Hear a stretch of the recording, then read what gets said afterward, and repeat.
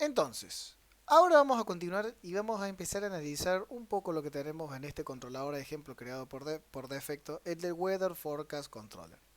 Si ya empezamos a traducir un poco, nos vamos a ir dando cuenta de que lo que vamos a mostrarnos o cuál va a ser la finalidad de este controlador y podemos ir viendo que va a recibir distintos tipos de peticiones o por lo menos algún tipo de petición por parte de un cliente y va a ser algo relacionado con el pronóstico del clima o del tiempo.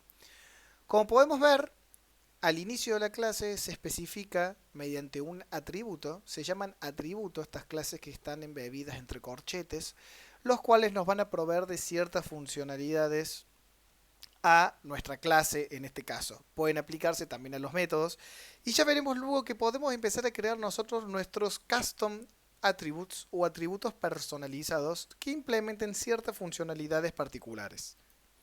Como podemos ver, se declara una clase que es una clase que hereda de controller base. Se crea un array del tipo estático que va a tener los distintos tipos de clima. Se inyecta, acá podemos ver cómo mediante la utilización de las palabras reservadas de private y read only podemos definir un logger el cual va a ser inyectado dentro del constructor y que este logger luego lo podemos usar en cualquier parte de nuestro controlador. Ya veremos luego qué podemos inyectar dentro de nuestro controlador y para qué lo vamos a utilizar. Básicamente en el alcance de esta materia va a ser para el archivo context de la base de datos que va a ser el que se va a encargar de realizar la conexión a la base de datos y hacer los distintos tipos de peticiones. Ese archivo, o mejor dicho, ese objeto context va a ser inyectado. Y para poder inyectar algo tenemos que declararlo de forma privada dentro de la clase que lo va a inyectar y luego finalmente lo agregamos en el controlador. Además de hacer una configuración de establecer esa inyección de dependencias en nuestro archivo program.cs. Ya lo veremos en futuros videos. Y podemos ver también que existe un método que se llama get y que mediante el atributo http get le vamos a establecer que este va a ser una petición del tipo get. También podemos ver que se especifica un root. El root va a ser cuál va a ser la ruta o cómo va a ser la URL que va a impactar en este controlador y luego va a impactar en este otro método. Ahora bien, existen distintas formas de poder probar estos tipos de métodos de APIs o de APIs. Una vez que esto se ejecutó, significa que se levantó una instancia del servidor web, en este caso va a ser un Internet Information Services versión Express. Se va a montar la aplicación esta compilada de Net 6.0 y una vez que eso ya está en ejecución, nosotros podemos probarlo mediante la utilización de un navegador web, mediante la utilización de programas de tercero que prueban APIs como por ejemplo Postman o algo muy útil es instalar un paquete que se llama Swagger, el cual nos va a proporcionar como un sitio web donde nos va a mostrar toda la API que nosotros tenemos expuesta y que podemos consumir. De esa forma es muy simple probar nuestra aplicación, el desarrollo de nuestra API y podemos tener de una forma muy simple cuál es la URL que apunta directamente al endpoint al cual queremos probar. Instalando, creando el proyecto en la versión 6.0 de .NET, automáticamente nos instala el Swagger. Y podemos ver que el Swagger es el único paquete que se nos creó acá en nuestra solución, en nuestro proyecto, que es el de swashbuckle.asp.netcore. Una vez que se instala esto, es necesario que se establezca en el archivo program.cs que vamos a utilizar ese Swagger para probarlo. Como ya lo hizo automáticamente solo esto, simplemente se los voy a mostrar. Y acá, si vemos, podemos ver tranquilamente cómo se agrega un servicio al objeto builder, services, swagger, y luego decimos que si estamos en desarrollo, que nuestra aplicación utilice Swagger y utilice el Swagger UI, que es esa interfaz gráfica con la que vamos a trabajar. ¿Por qué es importante esto?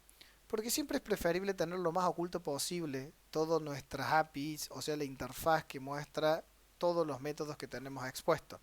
Porque si nosotros lo dejamos muy simplemente abierto para que todo el mundo lo vea, es como que estamos dando un regalo, estamos facilitando la tarea de ciertas personas malintencionadas que quieren generar ataques a nuestro sitio o quieren ver si pueden robar algún tipo de información, borrar o hacer distinto tipo de daño. Por eso es importante que siempre la utilización de Swagger la tengamos en modo de desarrollo y no en algún otro entorno de desarrollo.